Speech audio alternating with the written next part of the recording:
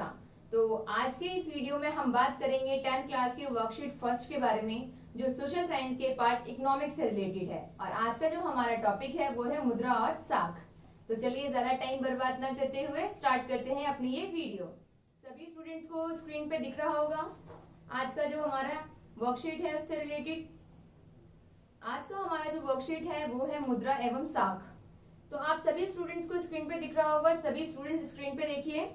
तो आज के इस वर्कशीट में आप लोगों को इकोनॉमिक्स का चैप्टर दिया गया है और इसमें आपको मुद्रा और साख के बारे में बताया गया है। मुद्रा आप सभी को पता है विनिमय का एक माध्यम होता है, और अगर साख की बात करते हैं तो साख जो है वो ऋण लेना यानी किसी से उधार लेने को कहा जाता है।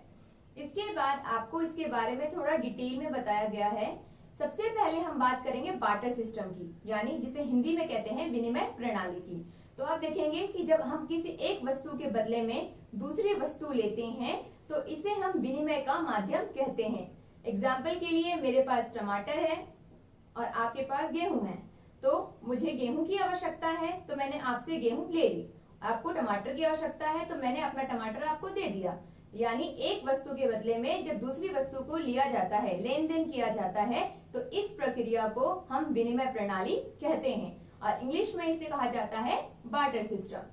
इसके बाद हम बात करते हैं कि जहां पर विनिमय प्रणाली होती है वहां पर दोहरे संयोग की प्रॉब्लम क्रिएट होती है, जिसे इंग्लिश में कहा जाता है डबल कोइंसिडेंट ऑफ बॉन्ड्स। यानी आप सभी स्टूडेंट देखेंगे वर्कशीट में लिखा भी है इसमें कि जब एक व्यक्ति जो वस्तु बेचने की इच्छा रखता है वही वस्तु दूसरा व्यक्ति खरीदने की इच्छा रखता है। कहने का मतलब है दो ऐसे व्यक्ति जो वस्तुओं को खरीदना और दूसरा व्यक्ति उस वस्तु को बेचना चाहता है, तो इसे हम डबल कोइंसिडेंट कहते हैं। लेकिन इससे विनिमय की प्रणाली में बहुत बड़ी समस्या उत्पन्न होती है। कैसे? एग्जाम्पल के लिए मेरे पास गेहूं है और मुझे आवश्यकता है जूतों की, तो मुझे एक ऐसे व्यक्ति की आवश्यकता होगी जो मेरे गेहूं को ले ले और अपने जूते मुझे दे दे।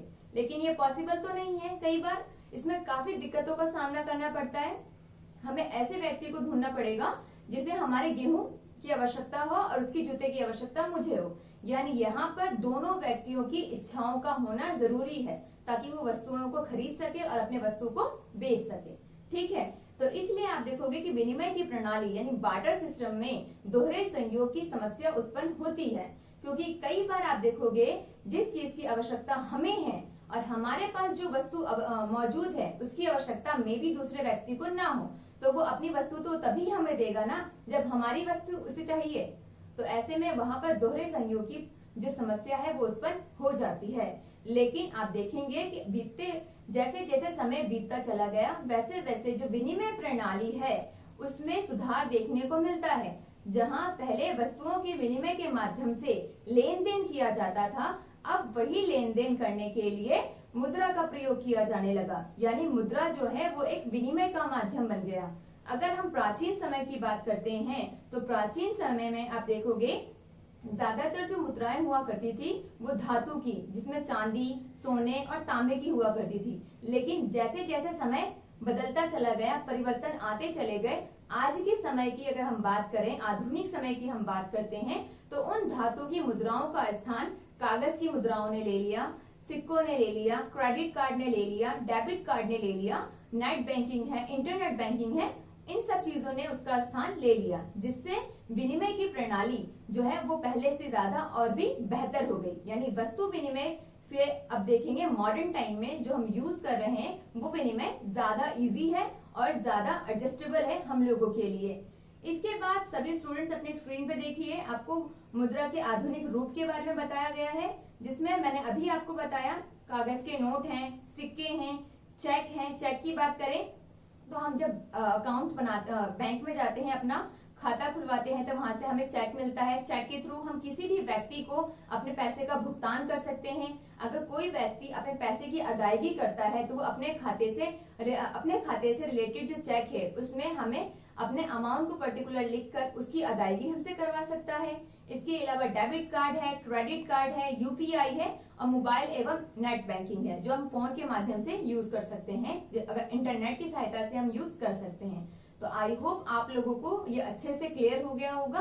मैं एक बार शॉर्ट में बता देती हूँ दोबारा कि वस्तु विनिमय का मतलब होता है एक वस्तु के बदले में दूसरी वस्तु का लेन देन करना, जिससे दोहरे संयोग की प्रॉब्लम क्रिएट होती है।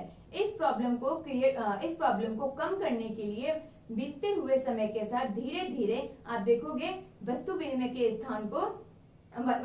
की जगह आज के समय में जो है वो मुद्राओं ने ले लिया है, और उस मुद्रा का प्रयोग जो है हम अपने रोजमर्रा की वस्तुओं को खरीदने के लिए, अपनी आवश्यकताओं की पूर्ति के लिए जो वस्तुएं हैं उनको प्राप्त करने के लिए करते हैं।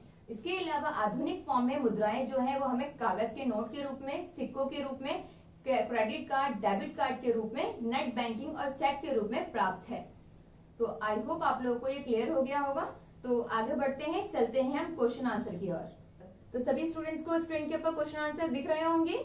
तो हमारा पहला क्वेश्चन है, वस्तु विनिमय प्रणाली से आप क्या समझते हैं। तो अभी हम लोगों ने डिस्कस किया था कि वस्तुओं के बदले में वस्तुओं का लेन देन वस्तु विनिमय प्रणाली कहलाती है। जब हम एक वस्तु लेते हैं, उसके बदले में जब दूसरी वस्तु देते हैं, तो इस प्रक्रिया को वस्तु विनिमय प्रणाली कहा जाता है। नेक्स्ट क्वेश्चन है आपका, आवश्यकताओं के दोहरे संयोग से आप क्या समझते हो। तो जब दो व्यक्ति अपनी आवश्यकताओं की पूर्ति मुद्रा के उपयोग के किए बिना वस्तु का प्रयोग करके करे, और उन दोनों व्यक्ति के बीच में वस्तुओं की लेन देन की इच्छा हो, यानी एक व्यक्ति अपनी वस्तु को बेचना चाहता हो और दूसरा व्यक्ति उस वस्तु को खरीदना चाहता हो, तो इसमें इच्छाओं का लेन देन होना जरूरी है। इसे ही हम क्या कहते हैं, वस्तुओं का दोहरा संयोग कहते हैं। और ये कब होता है, जब हम वस्तुओं का विनिमय करते हैं, तभी वहां पर आवश्यकताओं का भी दोहरा संयोग होता है। नेक्स्ट है आपका, सोने के सिक्के मुद्रा के किस रूप का उदाहरण है। तो सोने के सिक्के जो है वो मुद्रा के प्राचीनतम रूप के उदाहरण है, क्योंकि प्राचीन समय में ही धातुओं की मुद्रा का प्रयोग किया जाता था। नेक्स्ट है आपका, चेक मुद्रा के किस रूप का उदाहरण है। ये अभी हम लोगों ने डिस्कस किया था कि आधुनिक समय में चेक का प्रयोग जो है वो ज्यादा किया जाता है, तो चेक जो है वो मुद्रा के आधुनिक रूप का उदाहरण है। इसके बाद नेक्स्ट क्वेश्चन है, मुद्रा के आधुनिक प्रकारों ने हमारे जीवन को किस प्रकार से सरल किया है, व्याख्या कीजिए। तो आप देखेंगे मुद्रा के आधुनिक प्रकार ने हमारे जीवन को बहुत ही ज्यादा सरल बना दिया है।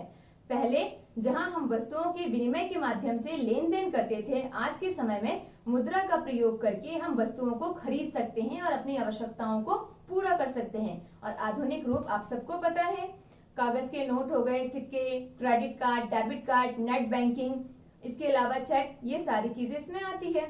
और इसके अलावा आवश्यकता पड़ने पर आप बैंक से जाकर के पैसे निकाल सकते हैं। जगह जगह एटीएम मशीन लगी हुई है, वहां से आप पैसे निकाल सकते हैं। घर बैठे बैठे आप पैसों का लेन देन भी कर सकते हैं इंटरनेट बैंकिंग के थ्रू, या फिर इसके अलावा आप यूपीआई पेमेंट कर सकते हैं मोबाइल से। आप आज के टाइम में देखेंगे फोन पे है, पेटीएम है, इसका यूज करके आप किसी भी शॉप पे जाकर के वस्तुएं खरीद सकते हैं, उसमें आप ऑनलाइन पेमेंट कर सकते हैं। तो ये सारे जो आधुनिक रूप है मुद्रा के, इन्होंने हमारे जीवन को और भी ज्यादा सरल बना दिया है। तो आई होप आप लोगों को ये अच्छे से क्लियर हो गया होगा, अच्छे से समझ में आ गया होगा। अगर कोई भी टॉपिक या फिर इससे रिलेटेड कोई भी क्वेश्चन आपके माइंड में रेज हो रहा हो, तो आप लोग कमेंट बॉक्स में जरूर पूछ सकते हैं मुझसे। आई होप ये वर्कशीट आप लोगों को अच्छे से समझ में आ गई होगी। तो अगर आप लोगों को ये वर्कशीट अच्छे से समझ में आ गई है तो लाइक और कमेंट करना बिल्कुल ना भूलें। और साथ ही साथ अगर ये आप लोगों के लिए यूजफुल है तो अपने फ्रेंड्स के साथ भी शेयर करें, ताकि उनको भी इसका बेनिफिट मिल सके। तो चलिए अब मिलते हैं हम अपने नेक्स्ट वीडियो में। जब तक के लिए बाय बाय, टेक केयर।